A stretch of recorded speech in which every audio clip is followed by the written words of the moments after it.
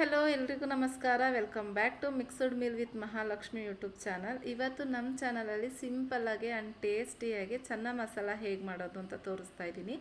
ಕಾಬೂಲ್ ಕಡಲೆಕಾಳನ್ನ ರಾತ್ರಿಯೇ ನಾನು ನೆನೆಸಿಟ್ಟಿದ್ದೆ. ಇವಾಗ ಕುಕ್ಕರ್ಗೆ ಸೇರಿಸಿ 1 ಕಪ್ ಆಗೋಷ್ಟು ಕಡಲೆಕಾಳಿಗೆ 1 ಕಪ್ ಆಗೋಷ್ಟು ನೀರು ಹಾಕಿ ಸ್ವಲ್ಪ ಉಪ್ಪು 3ರಿಂದ 4 ಟೇಬಲ್ ಸ್ಪೂನ್ ಆಯಿಲ್ ಹಾಕ್ತಾಯಿದ್ದೀನಿ. ಆಯಿಲ್ ಯಾಕೆ ಹಾಕ್ತೀವಿ ಅಂದರೆ ನಾವು ವಿಜಿಲ್ ಹೊಡಿಬೇಕಾದ್ರೆ ನೀರೆಲ್ಲ ಈಚೆ ಬರುತ್ತಲ್ಲ, ಅದು ಬರಬಾರ್ದು ಅಂತ ಆಯಿಲ್ ಹಾಕೋದು. ಮತ್ತು ಕಾಳು ಬೇಗ ಸಾಫ್ಟಾಗಿ ಬೇಯುತ್ತೆ ಅಂತ. ಅದು 4 ವಿಜಿಲ್ ಆಗೋಷ್ಟರಲ್ಲಿ ನಾವಿಲ್ಲಿ ಅರ್ಧ ಇಂಚಷ್ಟು ಶುಂಠಿ, 1 ಗೆಡ್ಡೆ ಬೆಳ್ಳುಳ್ಳಿ, 2 ಮೀಡಿಯಮ್ ಸೈಜ್ ಈರುಳ್ಳಿನ ಪೇಸ್ಟ್ ಮಾಡ್ಕೊಬೇಕು. ಈರುಳ್ಳಿ ಪೇಸ್ಟ್ ಮಾಡಬೇಕಾದ್ರೆ ಯಾವುದೇ ಥರ ನೀರು ಹಾಕಬಾರ್ದು, ಯಾಕಂದರೆ ಅದರಲ್ಲೇ ನೀರಿನ ಅಂಶ ಇರುತ್ತೆ. ನೋಡಿ, ಇಷ್ಟು ಫೈನ್ ಪೇಸ್ಟ್ ಆದರೆ ಸಾಕು. ನೆಕ್ಸ್ಟ್ ಇನ್ನೊಂದು ಜಾರಿಗೆ 3 ಮೀಡಿಯಮ್ ಸೈಜು ಟೊಮೆಟೊ ಹಾಕ್ಕೊಂಡು ನಾವು ಬೇಯಿಸಿಟ್ಟಿರ್ತೀವಲ್ಲ ಕಾಳು, ಆ ಕಾಳನ್ನು ಒಂದು ಸ್ವಲ್ಪ ಮಿಕ್ಸ್ ಮಾಡ್ಕೋಬೇಕು. ಯಾಕಂದರೆ ಟೊಮೆಟೊ ಕಾಳು ರುಬ್ಬಿ ಮಾಡೋದ್ರಿಂದ ಟೇಸ್ಟ್ ಮಾತ್ರ ಸೂಪರಾಗಿರುತ್ತೆ. ಸೊ ಹಾಗಾಗಿ ಬೇಯಿಸಿಟ್ಟಿರೋ ಕಾಳನ್ನು ಇಲ್ಲಿ ಹಾಕಿ ಪೇಸ್ಟ್ ಮಾಡ್ತಾಯಿದ್ದೀನಿ. ನೋಡ್ತಾ ಇದ್ದೀರಲ್ಲ ಎಷ್ಟು ಫೈನ್ ಪೇಸ್ಟ್ ಆಗಿದೆ ಅಂತ. ಎರಡೂ ರುಬ್ಬೋದಕ್ಕೂ ಯಾವುದೇ ಥರ ನೀರು ಹಾಕೋದು ಬೇಡ, ಕಾಳು ಇಷ್ಟು ಸಾಫ್ಟಾಗಿ ಬೆಂದಿದ್ರೆ ಸಾಕು. ನೆಕ್ಸ್ಟು ಒಂದು ಕುಕ್ಕರಿಗೆ 3ರಿಂದ 4 ಟೇಬಲ್ ಸ್ಪೂನ್ ಆಯಿಲ್ ಹಾಕಿ ಅರ್ಧ ಇಂಚಷ್ಟು ಚಕ್ಕೆ, 2 ಲವಂಗ, 4 ಮೆಣಸು ಕಾಳು, 1 ಏಲಕ್ಕಿ, ಸ್ವಲ್ಪ ಜೀರಿಗೆ ಹಾಕಿ ಫ್ರೈ ಮಾಡಿಕೊಂಡು ನಾವು ರುಬ್ಬಿಟ್ಟಿರೋ ಅಂತಹ ಈರುಳ್ಳಿ ಪೇಸ್ಟ್ನ ಹಾಕಿ ಚೆನ್ನಾಗೆ ಫ್ರೈ ಮಾಡಬೇಕು. ಈರುಳ್ಳಿ ಪೇಸ್ಟಲ್ಲಿರೋ ಸ್ಮೆಲ್ಲೆಲ್ಲ ಕಂಪ್ಲೀಟ್ಲಿ ಹೋಗಬೇಕು. ಅಲ್ಲಿ ಗಂಟ ಚೆನ್ನಾಗೆ ಫ್ರೈ ಮಾಡಿದ್ರೆ ಅದು ಸ್ಮೆಲ್ಲು ಘಮ ಘಮ ಅಂತ ಬರ್ತಾ ಇರುತ್ತೆ. ನೆಕ್ಸ್ಟ್ ನಾವು ಟೊಮೆಟೊ ಕಾಳು ಏನು ಪೇಸ್ಟ್ ಮಾಡಿರ್ತೀವೋ ಅದನ್ನು ಸೇರಿಸಿ ಚೆನ್ನಾಗೆ ಮಿಕ್ಸ್ ಮಾಡಬೇಕು. ಸುತ್ತ ಎಣ್ಣೆ ಅಂಶ ಬಿಡುತ್ತೆ ಸ್ವಲ್ಪ ಸ್ವಲ್ಪ ಲೈಟಾಗೆ.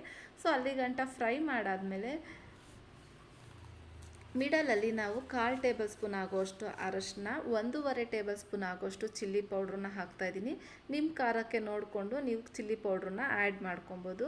1.5 ಟೇಬಲ್ ಸ್ಪೂನ್ ಚಿಲ್ಲಿ ಪೌಡ್ರಿಗೆ 1.5 ಟೇಬಲ್ ಸ್ಪೂನ್ ಆಗೋಷ್ಟು ಧನಿಯಾನ ಸೇರಿಸ್ತಾ ಇದ್ದೀನಿ. ಈಕ್ವಲ್ ಕ್ವಾಂಟಿಟಿಯಲ್ಲಿ ಸೇರಿಸಿದ್ರೆ ಟೇಸ್ಟ್ ಚೆನ್ನಾಗಿರುತ್ತೆ. 1/2 ಟೇಬಲ್ ಸ್ಪೂನ್ ಆಗೋಷ್ಟು ಗರಂ ಮಸಾಲ. ಈ ಮಸಾಲ ಎಲ್ಲ ನೀಟಾಗೆ ಫ್ರೈ ಆಗಬೇಕು, ಸುತ್ತ ಎಣ್ಣೆ ಬಿಡಬೇಕು.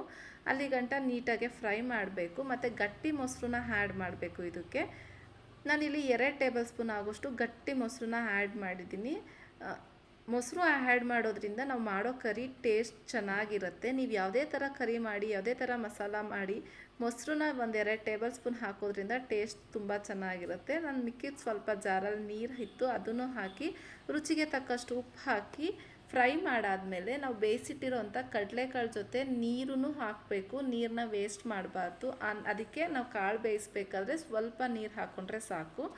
ಇದನ್ನು ಚೆನ್ನಾಗಿ ಬೇಯೋಷ್ಟರಲ್ಲಿ ನಾವಿಲ್ಲಿ ಸೈಡಲ್ಲಿ ಒಂದು ಫ್ರೈ ಪ್ಯಾನ್ಗೆ ಕಸ್ತೂರಿ ಮೆಂತ್ಯನ 2 ಟೇಬಲ್ ಸ್ಪೂನ್ ಆದರೆ, ಚಿಕ್ಕ ಟೇಬಲ್ ಸ್ಪೂನ್ ಆದರೆ 2, ದೊಡ್ಡ ಟೇಬಲ್ ಸ್ಪೂನ್ ಆದರೆ 1 ಟೇಬಲ್ ಸ್ಪೂನ್ ಆಗೋಷ್ಟು ಫ್ರೈ ಮಾಡಿ ಕೈಯಲ್ಲಿ ನೀಟಾಗೆ ಕ್ರಷ್ ಮಾಡಿ ಈ ರೆಡಿ ಆಗ್ತಾ ಇರೋ ಚೆನ್ನ ಮಸಾಲ ಮೇಲೆ ಹಾಕಿದ್ರೆ ಟೇಸ್ಟ್ ಮಾತ್ರ ಸೂಪರಾಗಿರುತ್ತೆ. ಚೆನ್ನ ಮಸಾಲದಲ್ಲಿ ಮೇನ್ ಇಂಗ್ರೀಡಿಯೆಂಟ್ಸೇ ಬಂದು ಚೆನ್ನ ಮಸಾಲ ಪೌಡರು. ಇದನ್ನು 1/2 ಟೇಬಲ್ ಸ್ಪೂನ್ ಹಾಕಿದ್ರೆ ಸಾಕು, ಟೇಸ್ಟ್ ತುಂಬ ಚೆನ್ನಾಗಿರುತ್ತೆ.